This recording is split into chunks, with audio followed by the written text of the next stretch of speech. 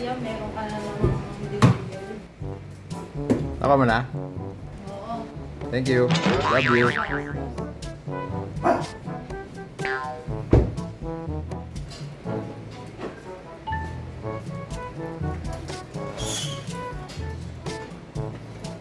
A few moments later.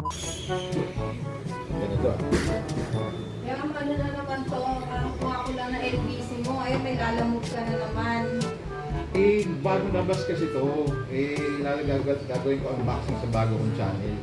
Kung ano-ano yung nakatupag mo eh, hindi pa nga kumakain yung mga anak mo. Teka lang, wag ka na magluto. Oh, magano ka na lang. Mag-siopaw kayo sa Hong Kong. Kayo na lahat yan. Busog ba kami sa siopaw? So sige, ito. Sa'yo na rin to. Samgyup kayo sa Korea. Okay, uuwi, hanggang di nyo naubos yan. Ano gusto mo? Laan ka ng Tokyo sa Japan. Ang gagawin ko dun. Bili mo ako toys. Ikarin mo talaga.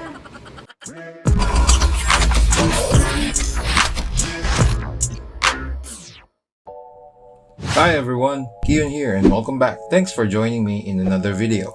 Bagong toy collector ka ba? Or nag-iisip na pumasok sa anime figure collecting? Then, this video is for you. Yung scene sa intro is actually a comedic representation ng personal experience ko as a toy collector, a husband, and a father. More on that later. Today, we will talk about the different terminologies na ginagamit sa local toy communities, saan ka makakabili ng mga figures and statues, and later on, ano-ano ba ang mga pros and cons ng hobby na ito. Everything I will say in this video is based on my own experiences, and gusto ko i-share sa inyo yung mga natutunan ko. I myself is new to this hobby. I only started late 2020, mga around December. I found that toy collecting keeps me busy kahit na may lockdown. Entertaining kasi manood ng mga live sellers, hunting for good deals, and chatting with other fellow enthusiasts. May mga friendships na din na nabuo dahil sa hobby na ito. So overall, maganda yung experience ko as a recent toy collector. Let's start with, saan nga ba galing ang mga anime figures na ito? If you notice, hindi sila commonly found sa mga toy shops na makikita natin sa malls. They are made by Japanese manufacturers like Good Smile Company, Mega House, Kotobukiya, and the more common ones you will see in the local market are made by Bandai and Banpresto. Pero based on my research, most, if not all, are also made in China like any other stuff we use every day. Each of these companies make different lines of toys as well, based on different animes. Ito yung mga ibang common lines makikita nyo sa local market. Grandista, Pop or Portraits of Pirates, DOD or Dimensions of Dragon Ball, FAZ or Figure Art Zero, MSP or Master Stars Piece, SMSP or Super Master Stars Piece, meron ding SMSP, XBWFC or Banpresto World Figure Coliseum, at marami pang iba. Meron ding mga prize figures na sa Japan lottery lang nakukuha. Ito yung tinatawag na Ichiban Kuji or the Best Lottery. Basically, yung mga toys dito ay limited prices lang sa mga palamutan na ginagawa sa mga stores sa Japan like 7-Eleven. And yes, may toys sa 7-Eleven sa Japan. Astig, diba? This is only a quick overview to keep this video as short as possible. If you have any other questions, just ask me in the comment section below and I'll try to answer them as best as I can. Let's move on to types of anime figures. Like most other collectibles, maliban sa real or authentic or yung mga licensed releases ng mga Japanese manufacturers, meron ding mga fake na lumalabas sa market. Ang common term sa mga ito ay BL o bootleg, KO o knockoff, at meron ding mga high quality KO at iba pa. All of these are fake. If you plan on collecting authentic figures only, make sure to check. Mga common types ng anime figures na makikita sa market ay yung PVC or polyvinyl chloride na synthetic plastic and usually mas durable talaga siya. Ang pangalawa ay yung mga resin. Sila yung mga babasagin and usually mas malalaki sila in scale. And the bigger the statue, the more expensive. Kung details naman ang pag-uusapan, obviously mas detailed ang mga resin. Mas maganda yung pagkakasculpt, mas maganda yung pagkakakulay. Pero don't get me wrong, maganda rin naman ang PVC. And mas affordable pa siya. So if you're a new toy collector and you just want to start out, I highly suggest you start with PVC figures. Let's move on to the commonly used terms to describe item conditions. Ito yung MISB, MIB, BIB, o loose. Hindi maluwag ah. Let's start with MISB, meaning mint in sealed box. Ito yung brand new, never opened, in pristine condition. Out of the store sa Japan or ibang bansa, binox and shinip sa Philippines as is. This is the most expensive condition you will find. I'll show you 2 examples of MISB figures. Yung isa, may kasama siyang plastic wrap. Yung iba naman, katulad nito, only comes with this scotch tape. To check if it's really MISB, make sure hindi tampered yung mga tape. After opening the box, usually meron pang second form of packaging yung actual toy, either styro, clamshell, bubble wraps, or sealed plastic. The next item condition is MIB, meaning mint in box. These are also brand new. However, usually yung internal packaging na lang ng figure ang sealed and intact. Some of the reasons bakit binuksan yung box is because chinek na ng seller yung item or talagang tinupi yung box to save space sa shipping. If you notice, medyo damaged na yung box niya. May mga tupi, may mga lukot, pero the actual item is still sealed inside the plastic or in mint condition. The third condition is BIB, meaning back in box.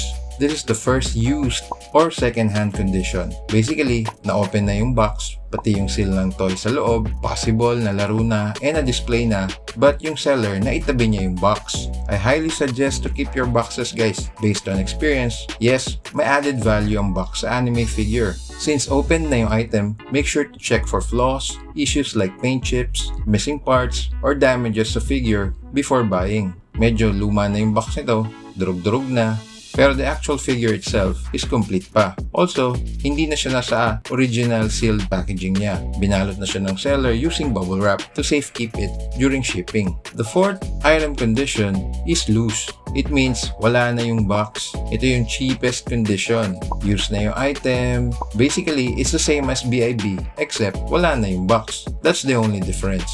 So you still have to check for everything like damages, paint chips, and also yung mga parts niya kung kompleto pa. Okay, let's move on to pricing. So how does item condition affect pricing? Let's start with MISB. Sellers can usually charge full price for these items. They may cost a little bit more or a little bit less sa Japan SRP or whatever is the going price locally. Depende yan sa demand sa figure, kung hype yung character, marami naghahanap, and of course yung availability. Mga limited releases ba ito or widespread yung release. Sa MIB figures naman, based on what I've seen, usually, mas mababa siya ng mga 100 to 300 pesos compared sa MISB. So, it's a bit cheaper, but you also lose the unboxing experience. Also, may mga chances na during shipping, since wala na siya sa actual box, baka may damage yung figure. So, make sure to also check when you're buying MIB. Sa BIB naman, ito mga usually less than 200 up to 400 compared sa MISB. Ito na yung mga nagamit na yung figure, na display na. Kung minsan naman, fresh naman yung figure, chinek lang, pinicturan, tapos binalik sa box and binenta. Sa loose figures naman, I would say it's gonna be 300 and up. Minsan, sobra pa sa 500 up to more yung less sa figure compared to MISB.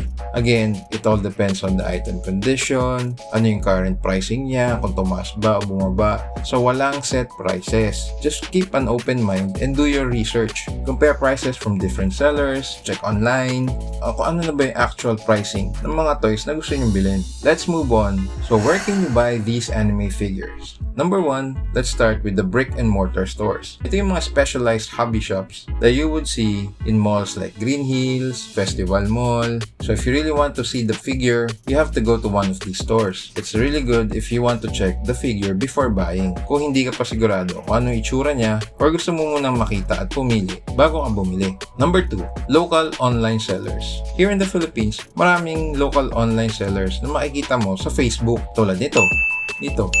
Ang tip ko lang, just make sure to check the reviews and also get feedbacks. Sumali na rin kayo sa mga toy community groups in Facebook where you can chat or ask for help sa mga members.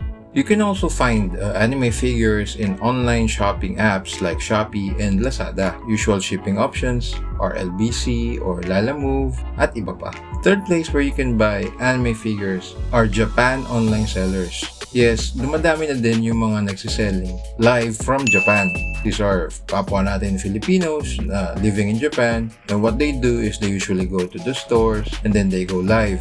They tour you around the toy shops, and then if you want it, i-dips nyo siya doon sa live. And then they add their convenience fee on top of it. So pro tip, i-check mo din kung saan landing yung mga toys na binili mo para ma-check mo kung magkano yung added cost ng shipping papunta sa'yo. The last place where you can buy anime figures is from other collectors. Dito na papasok yung mga Facebook groups katulad nito, where people share their collections and post the items na gusto nilang i-dispose. Dito minsan makakahanap kayo ng mas mura pero usually either BIB or loose condition na. But be careful, mayroon ding mga kumakalat na online scammers that will take advantage of you.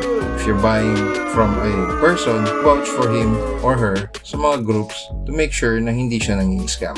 Let's move on to the last part of this video. These are the tips and pros and cons na na-experience ko as a recent toy collector. Number 1, always have respect to other collectors and sellers. Iba-iba ang presyo ng figures. Iba-iba din ang kinukuhanan ng mga sellers. If you want to get the best price for each figure you will buy, make sure to do your research and shop around. Compare pricing, manood ka ng mga live sale before deciding. Number 2, huwag mag-joy dibs. O yung magdi-dibs ka sa online selling tapos hindi mo naman pala kukunin. Masasayang yung oras mo at yung effort ng mga online sellers.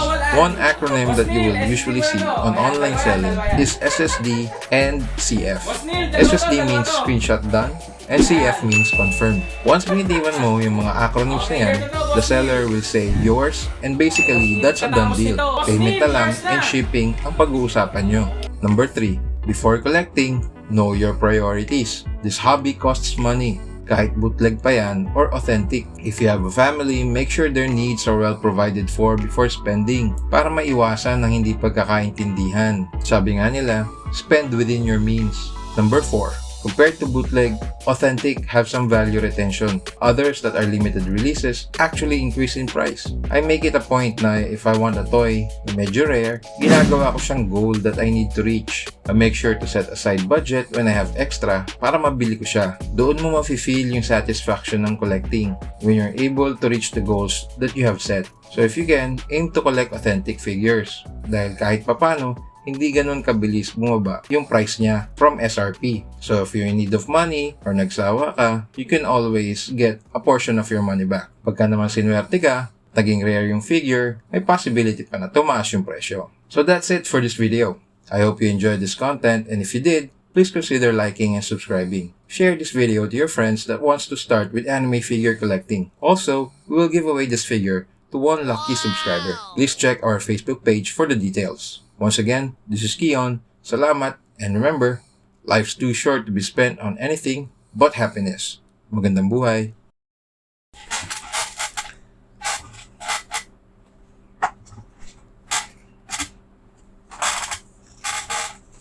Tangin ng langit-ngit to.